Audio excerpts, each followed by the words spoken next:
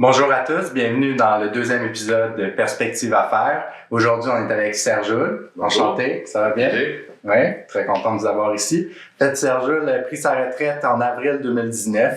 Il était directeur de succursale à Laval. Ça faisait 10 ans qu'il occupait ce poste-là. Il va nous parler de sa vocation au cours des dernières années. C'est quoi la gestion de patrimoine? Il gérait les portefeuilles de 125 familles. Exact. Donc, Serge est très généreux de nous donner son temps aujourd'hui. Ça fait plaisir. Donc, on va commencer par la première question. C'est quoi un gestionnaire de patrimoine?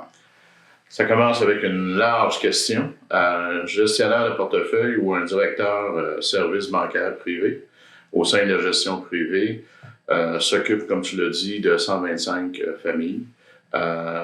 Pour la majorité des familles, ce sont des clients qui ont des besoins plus complexes qu'on retrouve au sein des succursales. Et à ce moment-là, on les accompagne à l'intérieur d'une équipe multidisciplinaire, qui les aide à mettre en place un plan qui va les accompagner au fil de leurs différentes transitions en cours de vie. Et on va garder toujours un contact étroit avec ces familles-là. OK.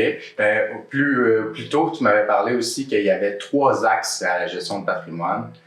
Donc, oui. Il y aurait comme la gestion de placement, la gestion du patrimoine actif-passif.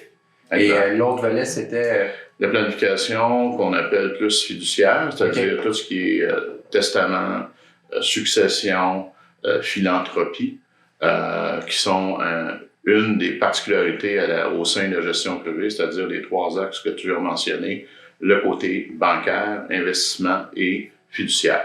OK. Puis toi, en tant que rôle de directeur de succursale, ta spécialisation, est-ce que c'était un des 3 axes ou vraiment tu touches à chaque fois aux 3?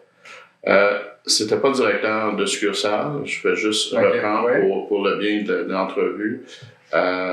Mon volet à moi, ma spécialisation était au niveau des services bancaires. Toutefois, parce qu'on est un peu formé à l'ensemble de tous les services et produits au sein de BMO, puis de l'équipe, c'était, lorsque je faisais affaire avec une famille, c'était moi qui étais responsable de présenter les gestionnaires de placement nécessaires pour la continuité de la relation d'affaires, au même titre aussi pour tout le volet fiduciaire. Donc, de façon plus facile, pour résumer, j'étais la personne ressource à l'intérieur d'une équipe et c'était mon rôle à moi et ma responsabilité d'accompagner ou d'amener autour de la table les bonnes ressources pour répondre aux besoins spécifiques des clients. OK. Puis, est-ce qu'il y a une vraie distinction entre un service bancaire du commun quand tu ouvres un compte en banque et un service bancaire privé? Est-ce qu'il y a une vraie distinction? Une excellente question. En fait, on est la continuité des services qui sont offerts en succursale. Majoritairement, d'ailleurs, la clientèle de gestion privée, la source première vient du réseau des succursales où font affaire les clients. Toutefois, dans le cadre de leur phase de vie, ils ont développé des besoins qui sont plus complexes. Ils ont besoin de services et de produits un peu plus sophistiqués. Donc, c'est là que la gestion privée prend le relais et va accompagner cette clientèle-là. OK. Quelles sont les tâches d'un directeur de services bancaires privés? Multiples. Mais si on le regarde sur une base quotidienne, c'est de répondre au quotidien aux besoins immédiats des clients. S'assurer d'être toujours en contact avec ces clients-là pour voir et pour s'assurer qu'il n'y a pas de changement dans leur vie. C'est de les accompagner. Ensuite, on parlait un peu plus tôt d'un plan qui va être élaboré avec ces clients-là. C'est de s'assurer de faire le suivi auprès de ce plan-là. Donc, responsable d'un portefeuille. Oui. OK. Puis, en fait, si on dit un mot portefeuille, qu'est-ce qu'un portefeuille? Un portefeuille, c'est l'ensemble des clients, et j'oserais dire plus la famille, parce qu'il y a un concept en gestion privée. Lorsqu'on fait affaire avec un ou une cliente, De façon générale, on va s'assurer aussi d'encadrer toute la famille dans le processus au niveau de la gestion privée. Parce que lorsqu'on parle d'un plan, on ne peut pas dissocier monsieur, madame, les enfants dans le plan. C'est un intégré. Donc là, quand on dit portefeuille, c'est que c'est un regroupement de plusieurs entités, plusieurs individus. Tout à fait. OK. Puis on aura des portefeuilles de famille unique, et un portefeuille large que là, c'est toute la clientèle ensemble, c'est ça? Le portefeuille comme tel comprend des familles, mais aussi, lorsqu'on peut le parler plus élargi, dans le cadre de gestion privée, lorsqu'on parle d'entrepreneurs, on va inclure aussi, par exemple, leur compagnie de gestion. OK. Donc là, on essaie vraiment d'aller chercher toutes les facettes de la finance d'un individu, son portefeuille complet. Oui. OK. Puis après ça, souvent en bancaire privé, ben là, comme on dit, c'est un relais pour des clients qui sont plus souvent et qui ont plus de besoins. Donc là, est-ce qu'on parle des personnes plus nanties, plus fortunées? De façon générale, lorsque on parle de gestion privée, on va regarder des clients qui ont des portefeuilles ou des actifs d'une valeur de 500 000 et plus, et même, j'oserais dire, 1 million et plus.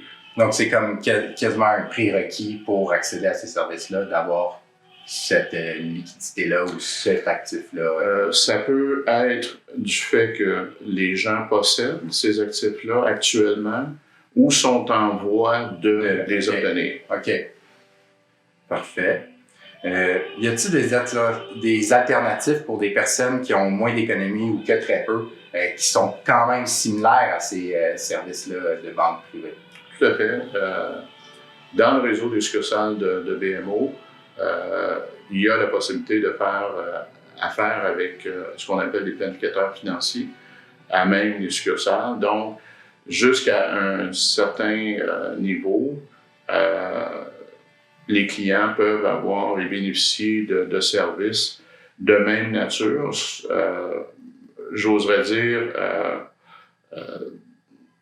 plus... moins une équipe interdisciplinaire oui, présente. Exact. Merci. Okay. Puis après ça, on parlait de travailler en interfonctionnalité avec un groupe de spécialistes. On parle du travail d'équipe. Qui sont ces 10 spécialistes qui œuvrent avec toi dans cette équipe-là de gestion? On parle de planificateur financier. Il y a une équipe de planification qui s'ajoute lorsqu'on fait affaire avec une famille. Si on parle du volet placement, donc des gestionnaires de placement, qui sont majoritairement des gens qui ont une expérience sur le marché d'investissement, pour la majorité qui ont le titre de CFA, qui est la plus grande distinction au niveau de gestion de placement, et aussi d'autres spécificités, c'est-à-dire des études en notarié, des études d'avocat. Donc, il y a une équipe qui se compose de spécialistes pour couvrir l'ensemble de ce que je dirais les champs d'activité de planification financière. OK. Fait que là, toi, en fait, c'est que tu vas toujours garder le lien avec le client, mais après ça, tu vas toujours te référer aux autres, ou les autres aussi vont rencontrer le client, ou ça va être une table ronde. Comment, c'est un travail d'équipe vraiment, ou c'est comme un relais d'information? Le client demeure toujours au cœur de notre processus. Et tous les gens de l'équipe vont se greffer autour de lui. Il est peu rare de voir dans des rencontres que je vais être seul avec les clients. Souvent, je vais être accompagné d'un des membres de l'équipe qui est un spécialiste pour amener une valeur ajoutée au client.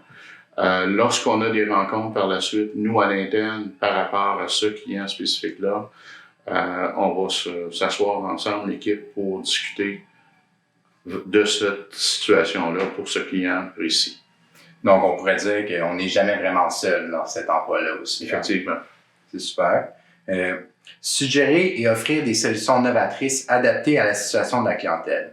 Donc ça, c'est une tâche importante de votre poste, ainsi que faire le suivi régulier des recommandations effectuées à leur égard. Donc là, c'est suggérer et offrir des solutions novatrices aux clients. Ici, est-ce qu'on parle de stratégie d'investissement ou des nouvelles techniques que vous apportez? C'est quoi cette tâche-là?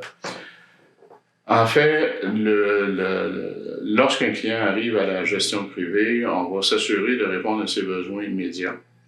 Ça, c'est la première des étapes. La deuxième, ça va être d'établir un plan de patrimoine avec lui qui va nous permettre d'orienter au fil des années les différentes étapes. On va l'accompagner aussi dans ses transitions. Donc, c'est... suggérer des solutions qui répondent. Oui. Et chaque client a une situation particulière qui lui est propre. Donc, c'est pas un modèle qu'on applique à l'ensemble de tous les clients. Chaque client a son plan personnalisé à lui. OK. Puis après ça, c'est de faire un suivi au moins une fois par année. Exact. Est-ce que, justement, ce sont les planificateurs financiers qui vont développer certaines des solutions? C'est toujours un travail d'équipe, hein? Tout à fait. On peut pas dissocier le plan qui va être établi par des planificateurs de l'aspect fiscal, donc tout ce qui est impôt, qui est une portion importante à tenir en compte. Donc, comme je disais, on va regarder tous les champs de la planification financière pour s'assurer d'avoir un 360 pour être sûr qu'on manque rien de la donc, situation. Tout le monde dans l'équipe va donner son apport. Ça va Effectivement. donner une solution complète. Okay. Mise en œuvre des stratégies pour améliorer sans cesse la qualité de service à la clientèle. Ça aussi, c'était dans ton rôle. En fait, en tant que directeur, est-ce que c'est vous qui amenez dans l'équipe de nouvelles façons d'approcher les clients ou des potentiels clients? Ou c'est pas relié à ça, le service à la clientèle? En fait, pour répondre à la question en deux volets, ce qui est des sources pour avoir des clients au sein de la gestion privée, je dirais qu'une grande partie de la clientèle migre du réseau des succursales vers la gestion privée en raison de la complexité de leurs besoins. Ça, c'est la première étape. La deuxième, comme telle, le fait que les clients soient à l'intérieur de la gestion privée voient les avantages qui sont reliés à faire partie d'une gestion privée, souvent vont nous présenter les gens de leur entourage qui sont à la recherche de services spécifiques.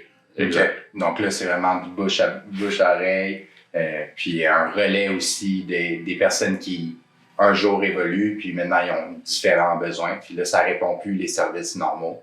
Donc là, on change. Oui, puis il y a une autre particularité, c'est que souvent, lorsque les gens ont des actifs importants, ils sont dans une phase de leur vie qui sont vers la cinquantaine. Ils ont des enfants. Et souvent, les enfants débutent à prendre le relais. Donc, l'accroissement aussi vient du fait que, comme on disait au départ, on s'occupe de la famille au complet. Fait il n'est pas rare de voir qu'on a comme client les enfants, papa, maman, mais aussi leurs filles et leurs garçons qui, souvent dans le cadre d'entreprises, vont prendre éventuellement le relais de leurs parents. Donc, en tant que tel, on pourrait dire qu'il n'y a pas nécessairement de prospection, comme on dit, que là, on va faire des appels, on va rencontrer des personnes, on va faire du networking pour décrocher des clients. Ça va être sensiblement, vous allez déjà être bien occupé par... oui, mais il n'est pas dit non plus qu'on délaisse cette facette-là, effectivement.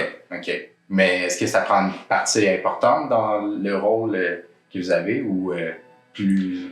Ben, si on peut le regarder peut-être en termes de pourcentage, peut-être 20% de ta recherche de clientèle. OK. Là, on a fait ça.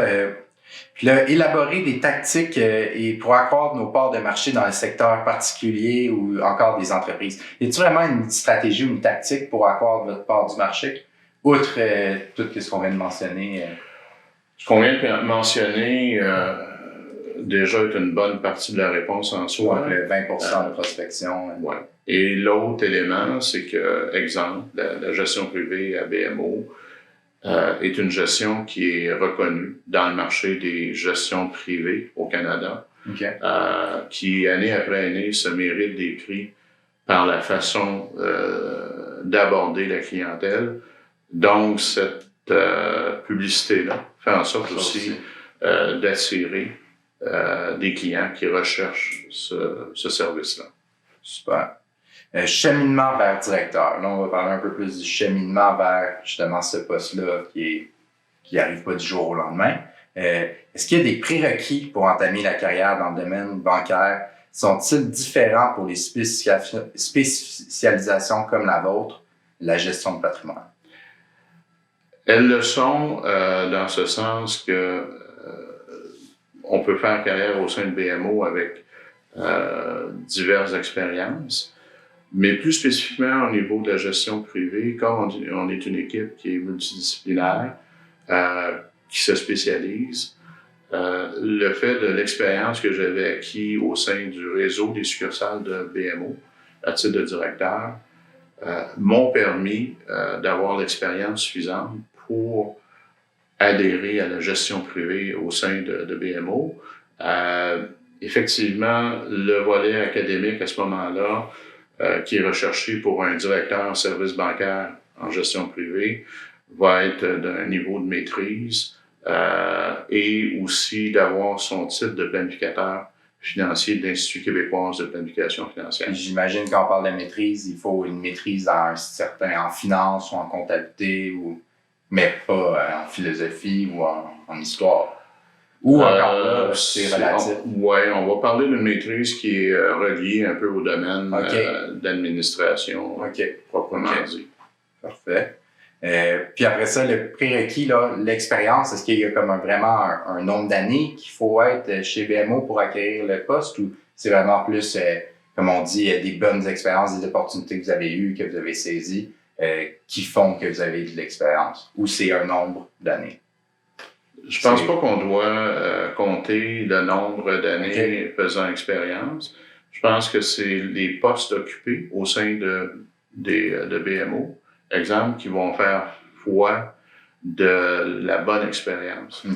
Donc, si par exemple, de progresser. Oui, tout à fait. C'est ça, là, on revient à cette question-là un peu. Qu'est-ce qui t'a permis de monter les échelons? Et c'est sûr que c'est une part d'ambition.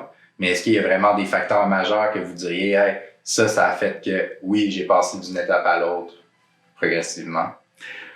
J'ai toujours considéré que BMO m'a permis, au fil des années, plus de 35 ans, de bien me servir dans ce sens que, de façon régulière, j'ai pu occuper différents postes au sein de la banque qui m'ont permis personnellement de m'accomplir, de me réaliser et de faire ce que j'aimais.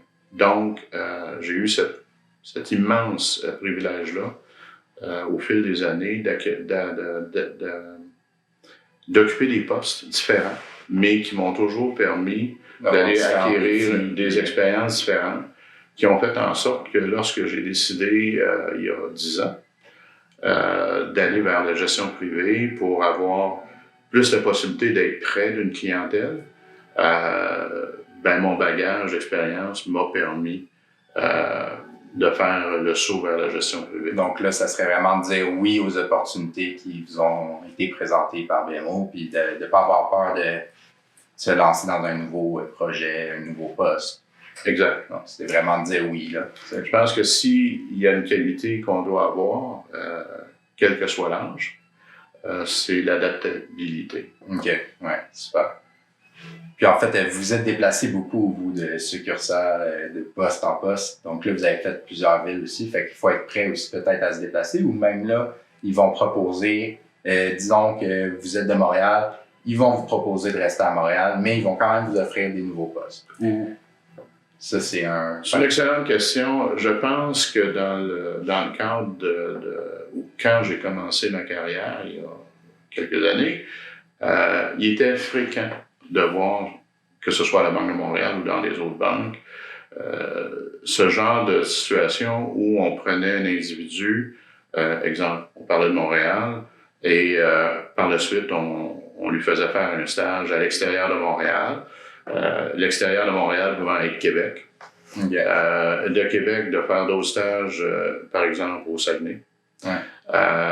Et par la suite, revenir graduellement vers Montréal ou vers Québec.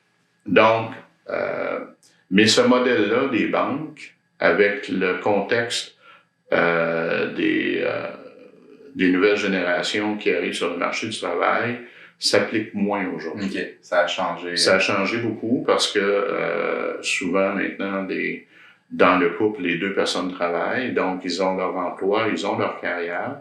Et à ce moment-là, le fait d'être transféré vers un autre marché, ça devient plus complexe. Alors, les banques se sont ajustées à cette nouvelle règle du marché.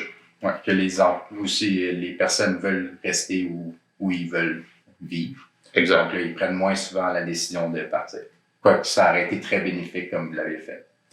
Oui, dans mon cas, ça a été par choix et à l'époque, c'était une façon de progresser au sein d'une Ça, c'était un non-dit ou c'était vraiment clair?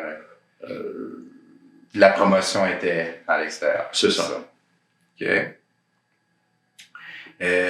Là, on a parlé brièvement du parcours académique, mais c'est quand même super important.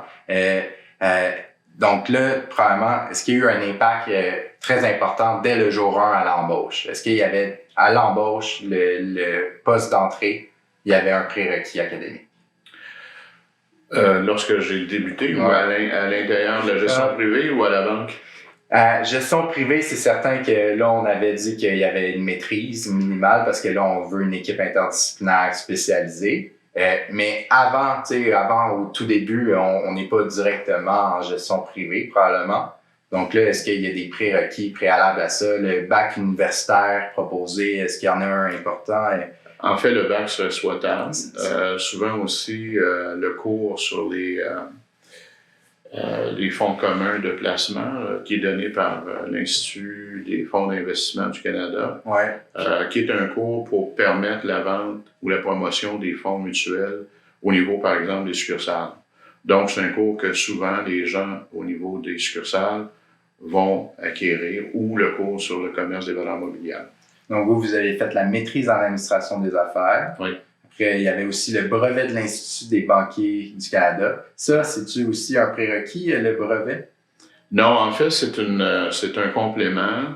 Au sein des banques, il y a une distinction, il y a un titre qui est le brevet de l'Institut des banquiers canadiens, qui est en parallèle de la maîtrise. Donc, c'est l'équivalent, pour simplifier les choses, de peut-être 5 cours au niveau de la maîtrise. OK. Ça, c'est fait au courant de l'emploi. Ils vous proposent ça ou c'est comme vous le faites puis après ça, vous appliquez pour les postes ou c'est progressif? En fait, ça, c'est dans le cadre du brevet de l'Institut. Ça, c'est fait en parallèle de mes cours de maîtrise que j'ai fait aussi pendant que j'étais en exercice sur un emploi. Donc, je faisais mes études en parallèle de mon travail. OK. Puis après, titre de planificateur financier, l'IQPF. Donc là, est-ce que c'est encore un prérequis, ce titre-là, quand on est gestionnaire de patrimoine? Oui, tout à fait. C'est la maîtrise et le titre de planificateur financier sont deux éléments qui sont recherchés pour travailler à la gestion privée, en parallèle de l'expérience aussi. L'Institut le titre de planificateur financier, c'est suivre les cours universitaires qui sont recommandés par l'Institut, passer l'examen de l'Institut pour devenir en bonne et due forme planificateur financier. OK, super. On va revenir à la gestion de patrimoine en tant que telle. Oui. L'utilité pour le client. Quel est le plus-value de la gestion de patrimoine pour le client? Je dirais 2 éléments fondamentaux. La première, c'est d'établir avec une personne ressource une relation d'affaires durable et stable. Souvent, les clients, au niveau des succursales, se plaignent du fait que les employés changent de façon régulière, doivent recompter à nouveau leur historique parce que ils doivent réétablir un nouveau contact, une nouvelle relation d'affaires. Compte tenu que les gens en gestion privée sont des gens qui demeurent en poste sur des longues périodes, ça permet d'établir avec les familles de longues relations d'affaires. Par exemple, du temps que j'étais au sein de l'équipe, il n'était pas rare que les clients avec qui je faisais affaire, ça faisait depuis 10 ans que je faisais affaire avec eux, ainsi que leurs enfants. Donc, dans ce sens-là, c'est un des gros avantages. Le deuxième, je dirais, le fait d'avoir un plan, d'avoir accès rapidement à beaucoup de spécialistes, donne une valeur ajoutée. Super. En fait, vite comme ça, l'impact sur les clients, est-ce que, vu qu'on les impacte comme tel, est-ce qu'on se sent valorisé dans l'emploi? Tout à fait. J'ai pas vu les 10 dernières années passer parce que chaque jour, il y avait des éléments nouveaux qui se présentaient, que ce soit des situations, des problématiques, des projets. Donc, c'est pas un emploi qui est banal en soi et qui se renouvelle constamment au fil des semaines. C'est super. Est-ce qu'il y a une forte compétition? Est-ce qu'il y a une forme d'exclusivité auprès des clients? Donc, si vous avez un client qui est en gestion privée chez vous, est-ce qu'il a le droit d'aller voir une autre entreprise faire de la gestion privée avec eux aussi? Ils ne sont pas emprisonnés lorsqu'ils sont en gestion privée, effectivement. Beaucoup de clients, au départ, on a une portion de leurs affaires. On n'a pas l'entièreté. Mais graduellement, lorsque la relation se développe, il n'est pas rare de voir les clients dire écoute, ce que j'avais à l'autre institution financière, j'aimerais le répatrier, consolider, simplifier. On parle beaucoup de simplifier la vie de ces gens-là. D'avoir 10 comptes de banque dans 5 institutions différentes, c'est pas l'idéal. Donc, tous ces aspects-là, graduellement, avec la relation développée, la confiance qui s'établit, fait en sorte que naturellement, les gens veulent faire affaire avec une seule personne. Donc là, la compétition est présente, mais on la combat par le bon service à la clientèle, puis à travers les années. Oui, puis le niveau aussi de conseils qui vont être considérés comme une valeur ajoutée pour les clients directement. Puis on parlait aussi d'une équipe interdisciplinaire, mais hors de l'équipe, est-ce qu'il y a d'autres personnes que vous allez travailler avec? Est-ce que des fois, vous allez avoir recours à des consultants ou est-ce que c'est un genre de service offert aux clients? Si vous ciblez un besoin que vous n'êtes pas nécessairement capable de répondre, est-ce que vous allez référer ou vous avez déjà une... Oui, je dirais que en termes de gestion privée, on peut répondre à passablement tout. J'osais dire à l'époque qu'on pouvait répondre à un compte bancaire jusqu'au testament. Okay. Ça donne un peu l'étendue des services qui peuvent être offerts. Mais la question est pertinente dans le sens où les clients ont souvent des professionnels avec qui ils font affaire. Okay. Ne serait-ce qu'un comptable, ne serait-ce qu'un notaire, ne serait-ce qu'un avocat. Donc, souvent, on va établir avec toute la communauté de la personne, son entreprise. Oui, c'est ça. On va parler un peu plus de ton emploi du temps, une semaine typique de travail. Première question, les heures de travail dans le descriptif de l'emploi, est-ce que c'est très différent du vrai temps investi? Selon la tâche, on parle d'un emploi de 37h30 par semaine. Dans les faits, le 37h30 passe tellement rapidement qu'il y a quelques heures de plus qui vont s'ajouter. Ce qui est tout à fait correct aussi parce que c'est un poste qui demande de s'adapter à la clientèle, qui demande de s'adapter à leur horaire de travail. Souvent, pour la majorité des professionnels ou entrepreneurs avec lesquels majoritairement je faisais affaire, je me déplaçais pour aller les rencontrer, donc c'était dans leur milieu de travail ou à la fin de la journée. Il y a aussi souvent des 5 à 7 ou des cocktails ou des soirées auxquelles on nous demande d'assister. Donc, ce qui fait qu'on déborde un peu du cadre de 37 heures. Donc là, on parle de combien d'heures en moyenne? Est-ce qu'il y a vraiment un chiffre qu'on peut mettre? Ou... C'est variable selon la semaine, selon l'agenda. Mais ça peut aller à 70 heures, par exemple, semaine. Non, j'oserais pas dire que ça va jusqu'à 70 heures, mais on peut ajouter quelques heures par semaine, ça c'est clair. Okay. Peut-être 5 heures de plus. Dans une semaine, là, vu que c'est récurrent, Est-ce qu'il y a vraiment des tâches à impact majeur qu'à chaque semaine, ceux-là, ils sont vraiment satisfaisantes ou ils ont un bel impact sur les retombées de votre travail? Le fait de réviser les plans, le fait de présenter des stratégies lors des rencontres clients sont les aspects, selon moi, qui étaient des éléments les plus positifs du travail que j'avais à accomplir. On est tenu quand même, il y a tout le côté normatif, c'est-à-dire la conformité, qui est omniprésente, qui est très importante, mais qu'on ne peut pas non plus négliger. Donc, cet aspect-là doit être aussi fait à chaque semaine. Puis, est-ce que c'est à la fois l'activité la plus stimulante, justement, la rencontre avec le client, puis la proposition d'une nouvelle stratégie? Oui, oui, tout à fait. Puis, les activités les moins stimulantes, c'est lesquelles? Bien, celles qui sont reliées au volet plus administratif ou conformité sont moins intéressantes, mais ne sont pas moins nécessaires. Ça fait partie d'un tout. Donc, c'est des obligations, mais oui.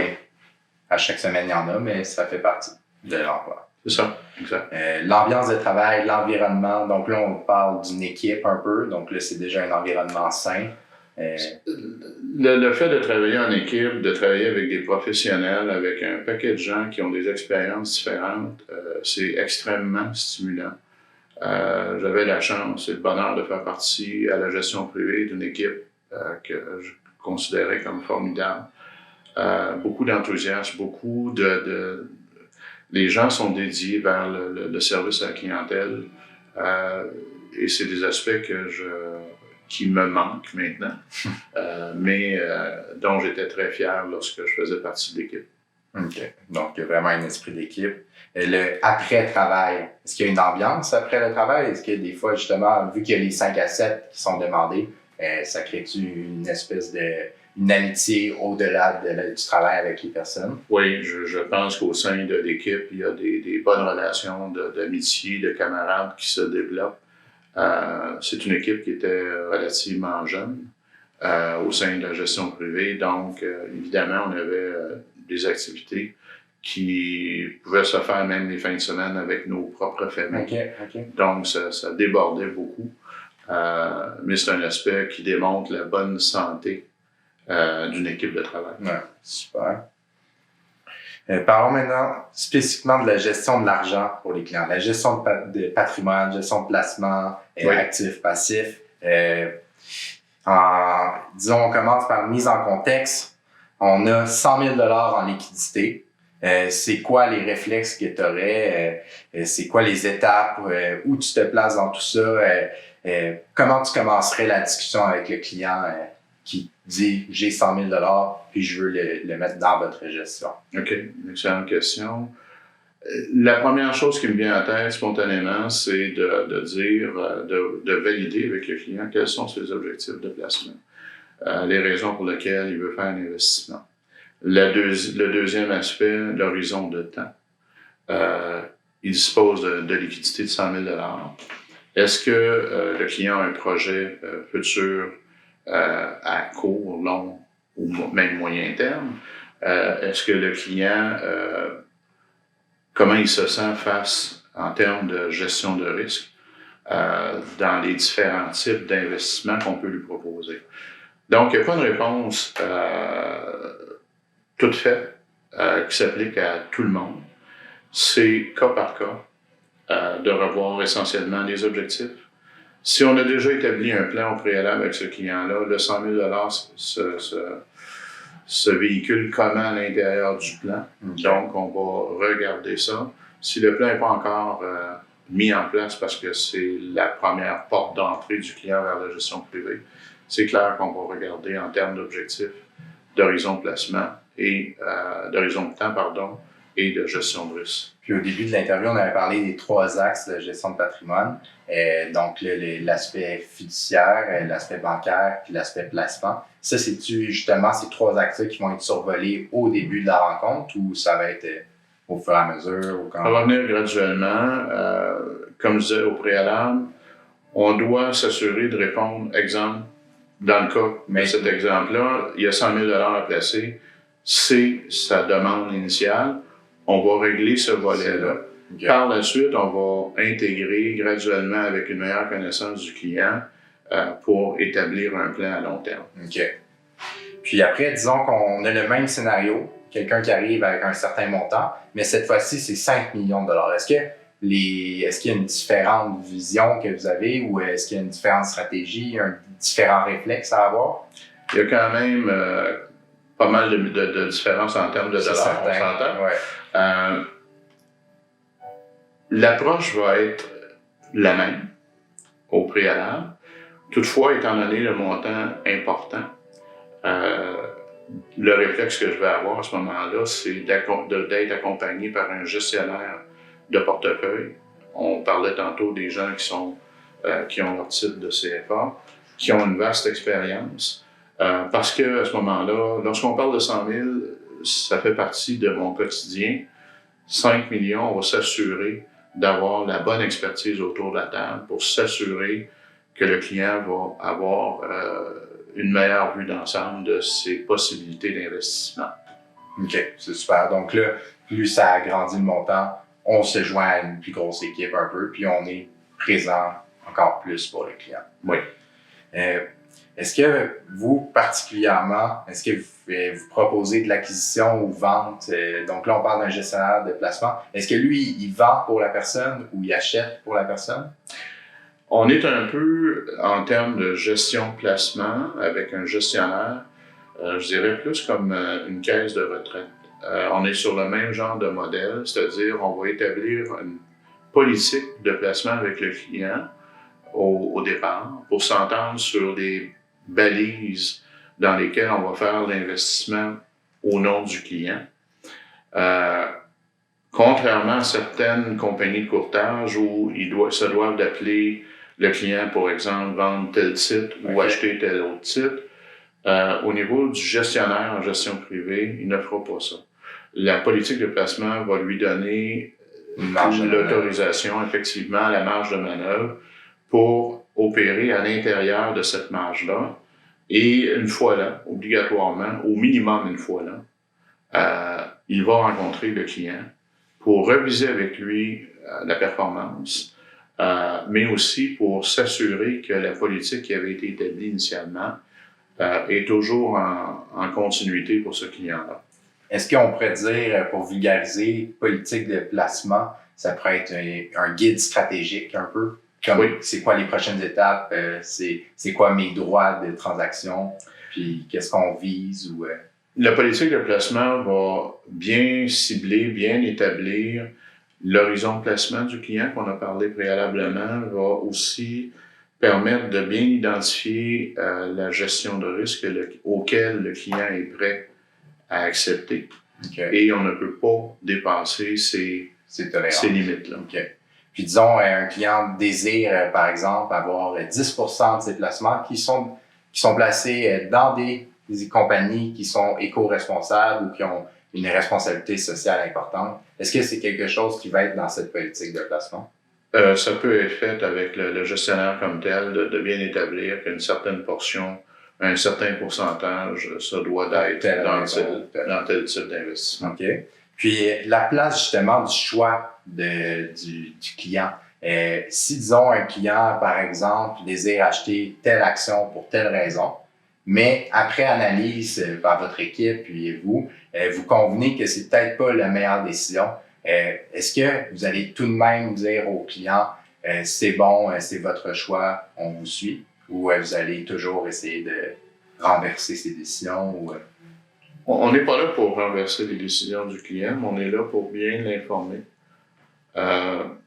Et si l'équipe de recherche mentionne que ce titre-là ne devrait pas faire partie du portefeuille, par exemple, on va donner les raisons fondamentalement pour lesquelles nous, on recommande de ne pas avoir cette action-là dans son portefeuille. Mais à la fin, c'est le client qui prend la décision. On est là pour éclairer ses décisions. OK, super.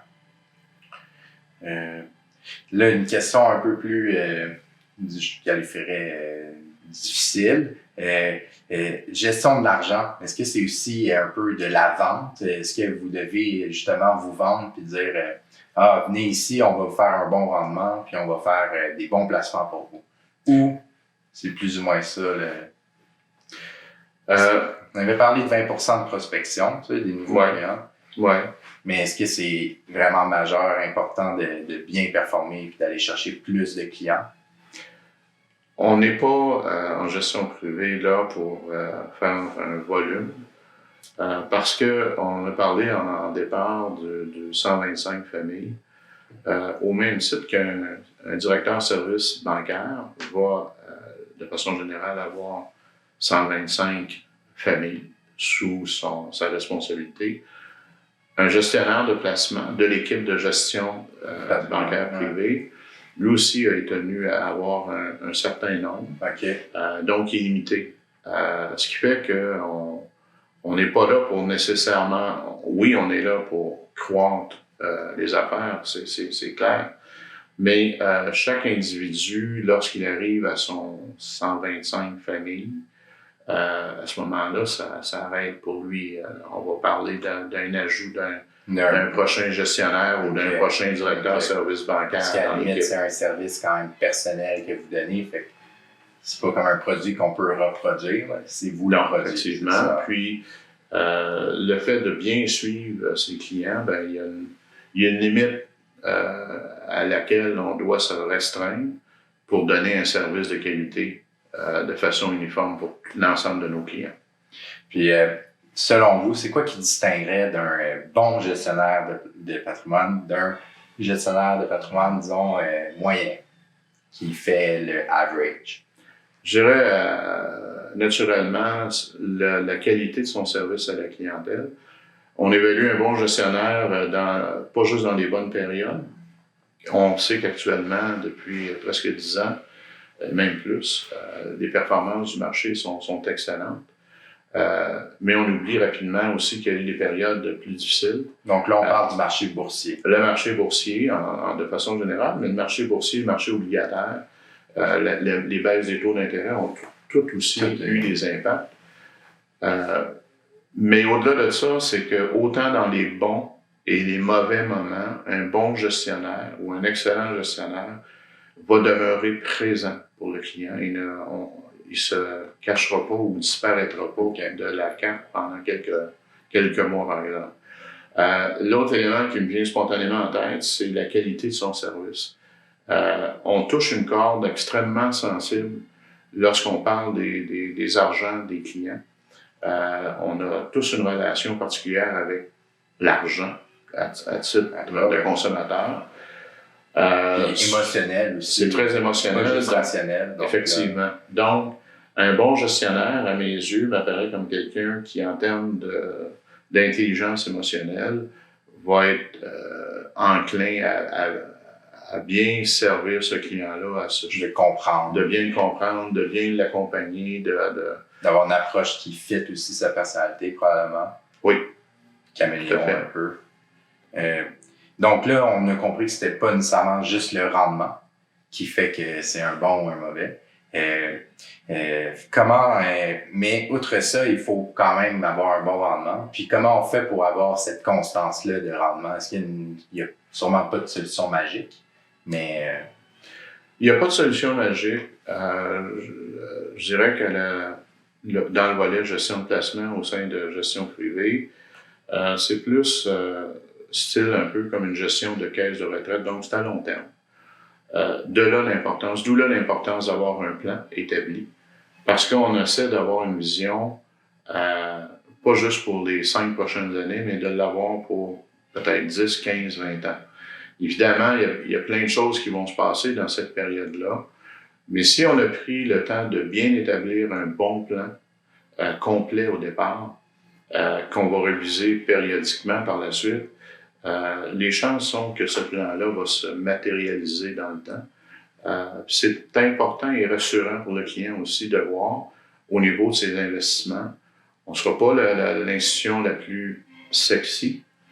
Je peux exprimer cette terminologie-là en disant qu'on va être les meilleurs pour les rendements chaque année.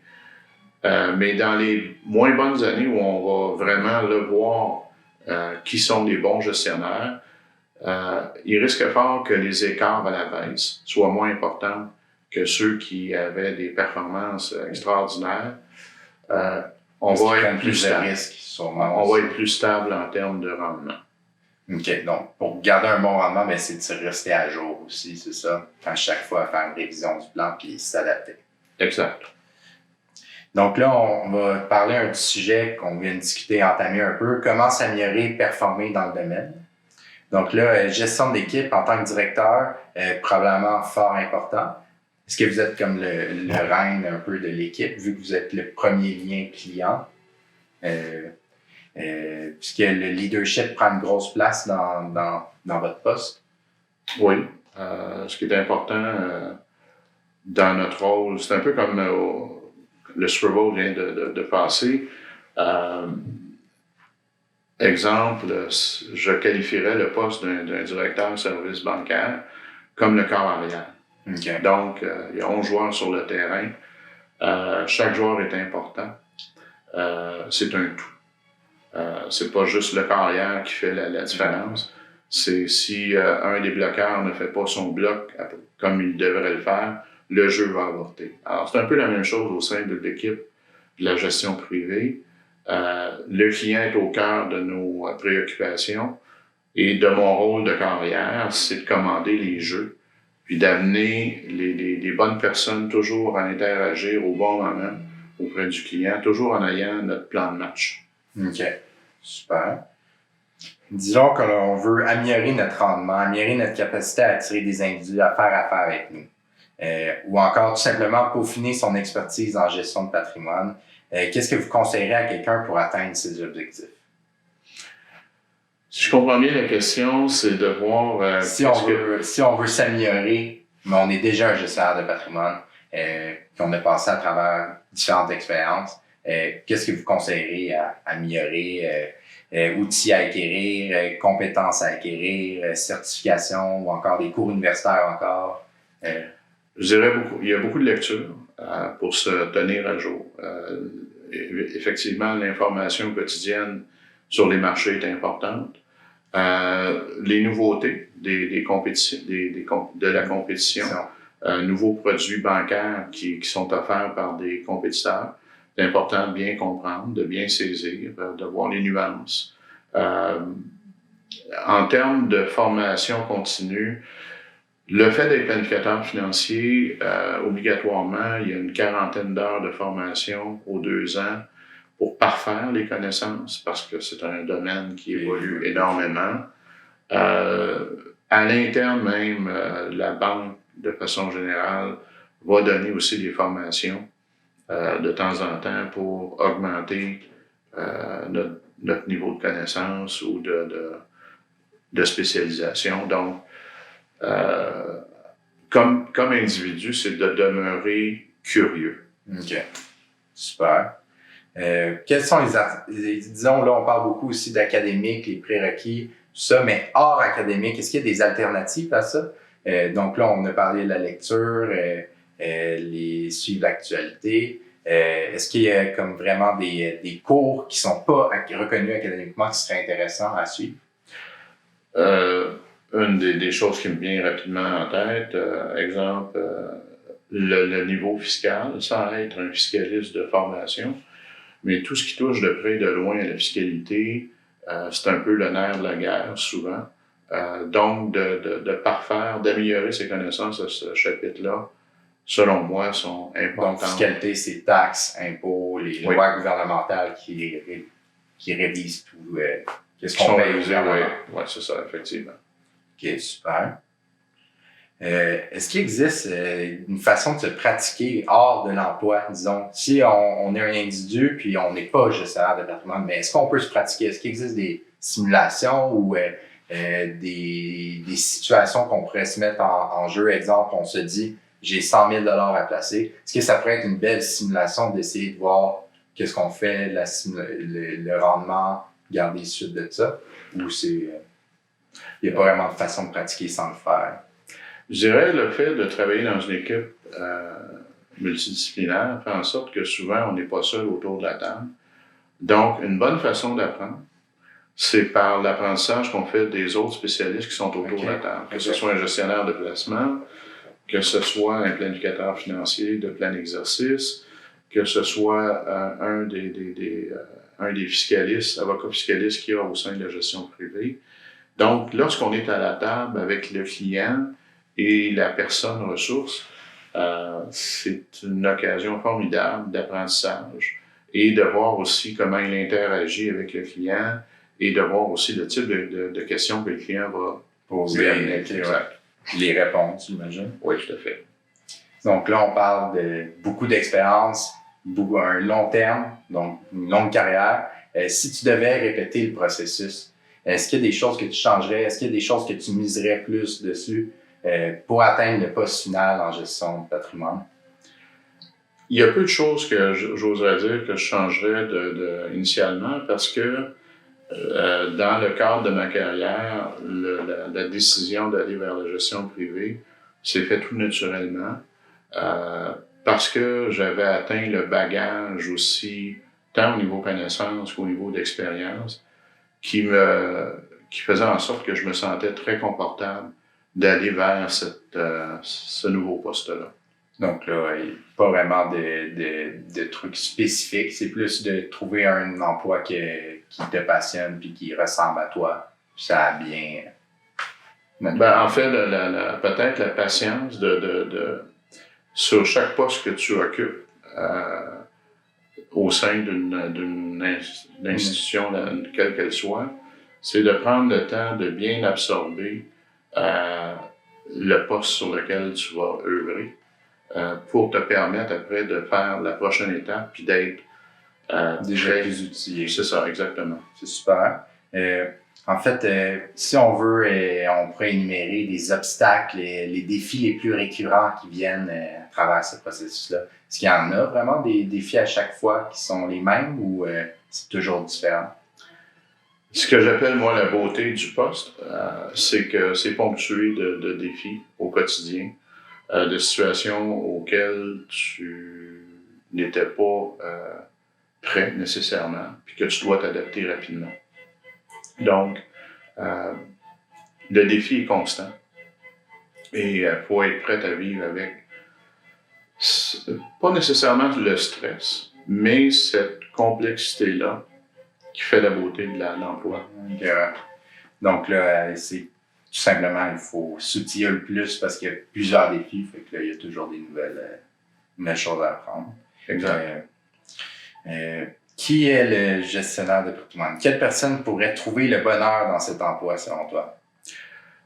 Quelqu'un qui est dédié au service à la clientèle, qui aime être avec des gens, parce qu'une grande source de satisfaction personnelle vient de l'opportunité, de la chance que j'avais d'être avec des gens au contact au quotidien, qui sont des professionnels, qui sont des gens de haut niveau dans leur domaine respectif, qui ont des bagages d'expérience incroyables, que ce soit des dirigeants d'entreprise, que ce soit des professionnels, donc des gens qui œuvrent au quotidien avec des grands défis.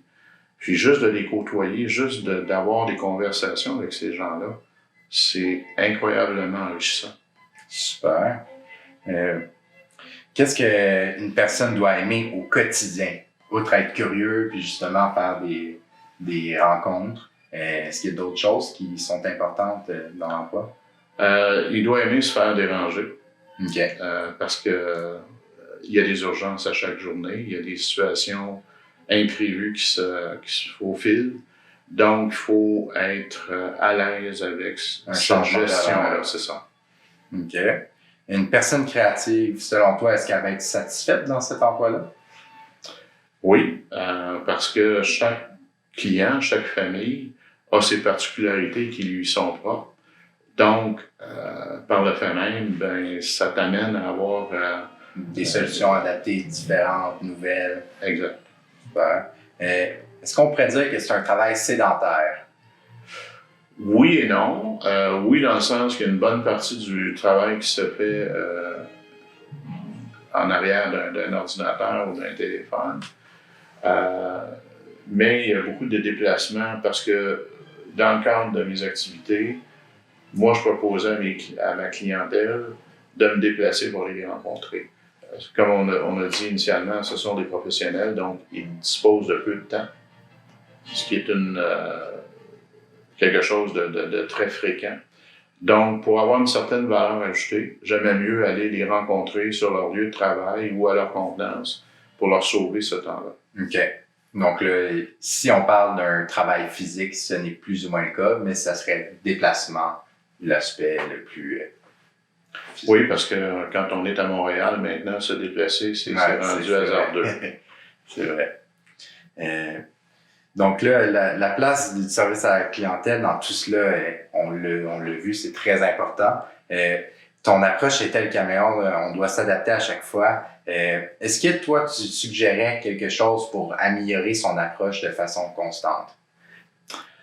Je dirais que l'expérience acquise lors des premières rencontres te forge tranquillement à avoir toujours un modèle que tu suis de façon très personnelle, qui t'amène à devenir très confiant lorsque tu es en entrevue avec les clients, qui les rassure aussi. Parce que c'est important, lorsque tu es avec ces gens, de les rassurer, qu'ils se sentent très confortables et que tu deviennes un peu comme un confident. Okay. Parce que tu fais partie prenante de leur garde très rapprochée. OK. Là, justement, on parle de garde rapprochée. Il doit y avoir des fois des nouvelles, des mauvaises nouvelles. Oui. C'est quoi la gestion de la mauvaise nouvelle? Disons, là, on a plusieurs sujets que j'ai une liste, là. On a des décès, des litiges, des poursuites judiciaires, des rendements bas ou encore une chute d'un placement. Tous ces scénarios-là, c'est toutes des mauvaises nouvelles, mais est-ce qu'il y a une approche spécifique que vous avez? Je vais en ajouter un autre exemple à ta liste qui est quand même exhaustive.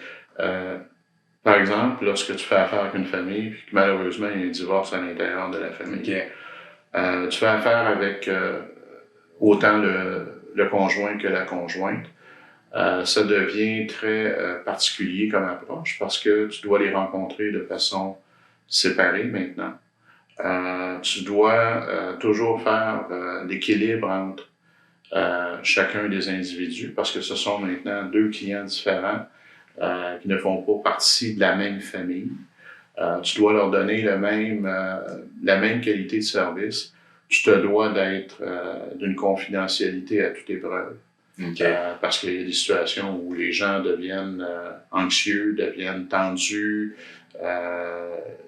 et souvent ils vont faire pression, pas vers toi, mais ils ont une pression qui doivent... C'est ça, sur toi. C'est ça. Donc, tu dois être capable de manœuvrer là-dedans et c'est des situations extrêmement délicates. Puis tu dois les conseiller au meilleur pour chacun d'eux en sachant exactement la contrepartie, mais tu dois en faire aussi abstraction. Parce que c'est ton rôle de professionnel de conseiller le client ou la cliente qui est devant toi. Là, spécifiquement, exemple, ça doit arriver relativement plus souvent qu'un divorce, que c'est peut-être une fois à 3 fois dans une vie, mais une chute d'un placement, par exemple. On fait un achat, puis 2 ans plus tard, il y a une mauvaise nouvelle, puis le titre chute. Est-ce que ça, il y a une approche que vous avez spécifique? Si tu as été toujours franc et honnête avec le client avec lequel tu t'engages, autant dans les mauvaises nouvelles que dans les bonnes nouvelles, la relation va toujours survivre parce que elle a été établie sur des bonnes bases. Elle était authentique aussi. Là. Exact. On va parler, pour finaliser, nous allons passer à une série de questions un peu plus tabous. Le stress de travail. Donc là, on parle de gérer de l'argent pour les autres. Est-ce que le client, il pousse ce stress-là sur vous, littéralement? Oui. Les gens, comme j'ai dit préalablement, ont une relation avec l'argent un peu particulière. C'est un des sujets qui est difficile. Je pense que le fait d'en avoir régulièrement rencontré fait en sorte que tu t'habitues et tu te donnes une façon de faire qui vont te permettre de passer à travers ces situations-là. Genre de routine quasiment, mais pas une il n'y a pas de routine, ouais, je dirais plus peut-être une carapace, oui, c'est important, parce que tu ne dois pas le prendre de façon personnelle. Tu représentes une institution, puis tu veux le faire de la meilleure façon, mais c'est pas nécessairement toi que l'individu en face de toi attaque. Alors, il faut faire la distinction des choses. J'estime que aussi, dépendamment de l'ampleur du portfolio, sa valeur, plus elle est élevée, plus il y a de stress, ou c'est plus ou moins vrai, ça?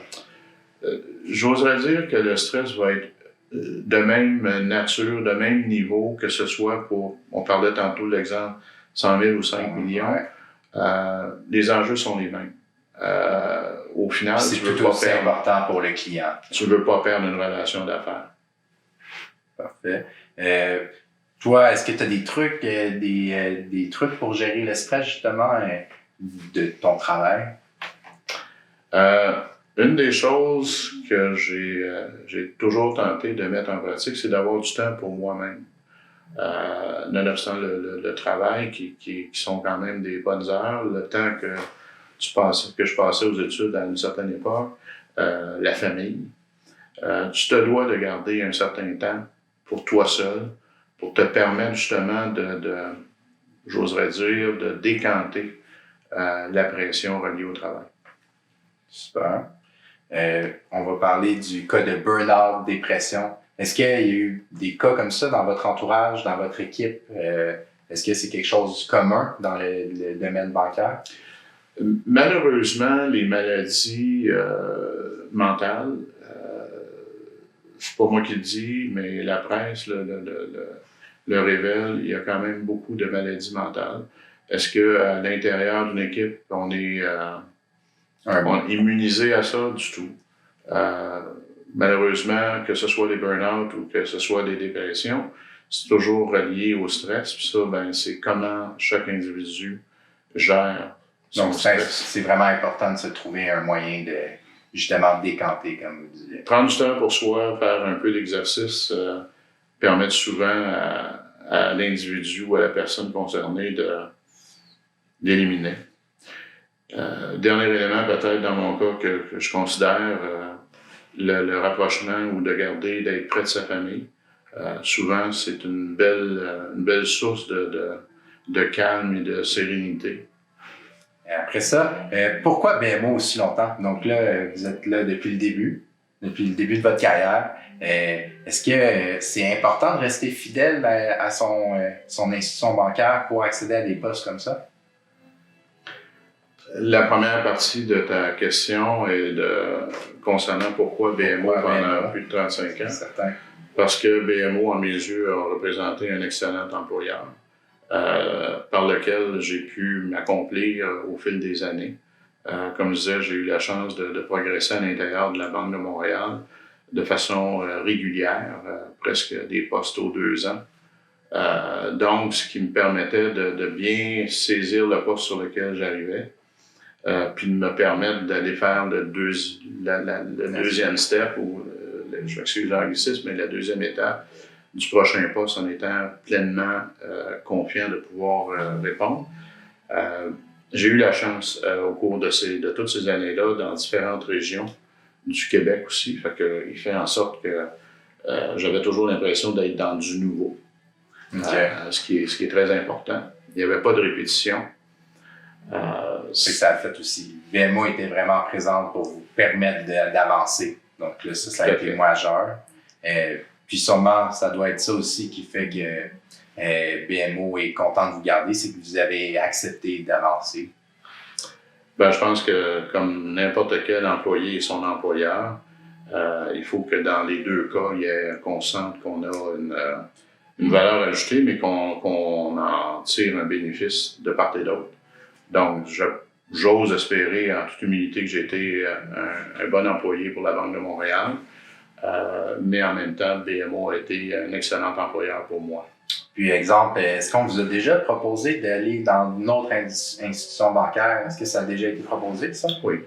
Puis, en fait, les raisons que vous avez dit non, ben c'est justement que vous permettez d'avancer au sein de l'entreprise? Dans les différentes demandes ou sollicitations, je voyais pas nécessairement une si grande valeur ajoutée. Okay. De quitter une institution que je connaissais depuis quelques années déjà vers une autre institution qui, au final, offrait à peu près les mêmes choses. Alors, puis disons que quelqu'un est à Desjardins, exemple. Puis là, il veut embarquer dans BMO. Est-ce qu'il pourrait appliquer directement à une gestion privée? Oui, si dans son bagage académique et professionnel, on retrouve des prérequis. Okay. Mais il n'y a pas besoin d'avoir fait un cheminement auparavant au sein de BMO. Non, c'est pas une nécessité. OK. Une autre question tabou, diversité au travail. Dans les films, les anciennes traditions, des fois, on pensait qu'à la banque, il y avait beaucoup moins de femmes, il y avait plus d'hommes. Est-ce qu'il y a une belle diversité homme-femme aujourd'hui dans la gestion de patrimoine? C'est une excellente question. Je pense qu'il y a une grande diversité au sein même de notre équipe. J'ai pas fait le calcul mathématique d'hommes et femmes à l'intérieur de l'équipe de la gestion privée. Mais je dirais que... On ne pourrait pas dire qu'il y a une disparité significative. Après ça, on est à Montréal, anglais, français. Est-ce que c'est vraiment le bilinguisme? Est-ce que c'est vraiment important dans l'emploi? Tout à fait. Aujourd'hui, dans le cadre des activités, c'est important c'est une richesse d'avoir 2 langues. Donc, c'est important. La clientèle, on essaie d'être le plus respectueux de leur langue de préférence. On a même au sein de la gestion privée une équipe asiatique qui est importante. Cantonais, mandarin. Alors, on essaie, même à l'intérieur de l'équipe, beaucoup d'employés par la diversité font en sorte qu'ils parlent d'autres langues que l'anglais et le français. Donc, des fois, pour certains clients, moi, je me souviens que la personne avec qui je travaillais pour le portefeuille parlait italien. Donc, on avait certains clients avec lesquels intransigeaient en italien ou ne serait-ce que dire quelques phrases. Alors, c'est toujours apprécié. C'est super. L'avènement de la technologie dans le domaine, est-ce que ça a un impact important? Est-ce que ça a changé vos habitudes? Sûrement, depuis le début. Oui, tout à fait. La technologie est vue comme un complément important. Ça simplifie beaucoup le travail. Et l'honneur de la guerre pour une institution financière demeure toujours l'information qu'il détient chez un client. Donc, la technologie vient simplifier, que ce soit par l'avènement des téléphones intelligents, que ce soit par les tablettes maintenant avec lesquelles on peut faire signer même certains contrats au niveau de la clientèle. Donc, ça simplifie énormément au quotidien. Est-ce que vous avez une crainte aussi par rapport à justement l'avènement des technologies puis les logiciels d'algorithmes qui font les calculs, disons, financiers, qui pourraient peut-être remplacer certains aspects de vos tâches, ou encore des algorithmes qui font des transactions sur le marché boursier pour faire des achats. Donc là, peut-être que ça affecterait la gestion de patrimoine, le plus-value que vous apportez. Ou c'est pas encore un vrai... Je pense pas que ce soit encore un enjeu important. Je conçois qu'il y a des robots, je conçois qu'il y a des algorithmes. Mais compte tenu des situations particulières des clients, je vois plus l'avènement des robots, les algorithmes, plus pour de façon générale.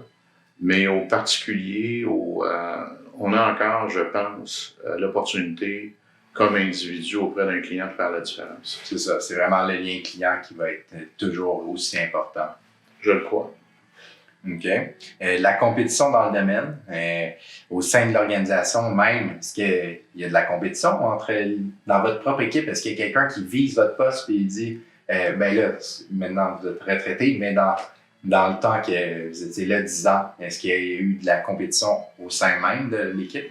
Je fais l'analogie avec notre club de hockey canadien. Il y a 21 ou 23 joueurs d'habillés à chaque soir pour la partie. Il y a une autre équipe à Laval, pour pas les nommer, le Rocket, que tous ces gens-là aspirent à aller un jour pour le grand club. Donc, c'est normal que dans l'institution dans laquelle on œuvre, il y a une compétition. Il y a des gens qui aspirent à ce genre de poste-là. Puis, c'est sain. Ça nous oblige à performer. Ça nous oblige à être toujours à l'affût. Mais les personnes restent collaborateurs pareil. Tout à fait. Tout à fait. Donc, c'est pas malsain. Non, je pense pas. Les autres bandes, qu'est-ce que ça impacte vraiment vous? Vous disiez plutôt qu'il fallait s'informer aussi de la compétition, qu'est-ce qu'ils font. Donc là, y a-t-il un impact vraiment majeur? Toutes les banques canadiennes ont une gestion privée à l'intérieur de leurs organisations. Donc, c'est quelque chose de commun à toutes les banques. C'est de bien connaître l'offre de nos compétiteurs pour pouvoir, lors de rencontres avec des clients, être mieux informés, d'être en mesure de comparer ou de leur faire des différences. Et c'est tout à fait normal, comme à titre professionnel, de connaître la compétition qui nous entoure. Okay. Puis à la fin, la vraie différence, c'est vous, c'est la personne. On ose croire que c'est nous. Une autre question, dernière question tabou. Est-ce que ça aurait été possible d'aller partir à ton compte et dire je veux plus faire partie d'une institution bancaire et je veux offrir les mêmes services? C'est une excellente question. Peut-être une partie de l'offre.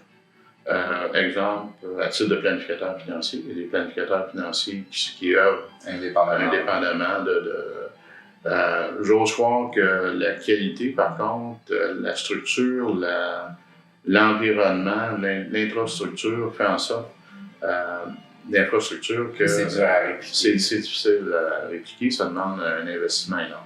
OK.